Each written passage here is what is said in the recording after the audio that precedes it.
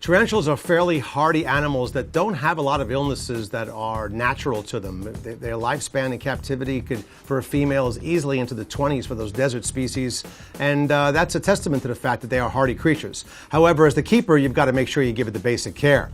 The temperature and humidity in the cage is paramount, as is giving it clean, fresh water at all times. A dehydrated tarantula is probably the common mistake that I see when I see people's tarantulas when they bring them in and say there's something wrong with them. Nutritious gut-fed crickets, if that's what you're going to feed them. If not, a variety of different insects, goliath worms, butterworms, which are high in calcium, waxworms, which are fatty and will put fat on the animal. It's good to give the animal variety to be the spice of life. But if you see that suddenly the animal is not performing, he's getting a little sluggish, and certainly if he starts to curl up his legs a little bit, normally that's a sign of dehydration, which I guess is an illness, but really it is a keeper illness. You didn't do the right job. You're not giving him enough water.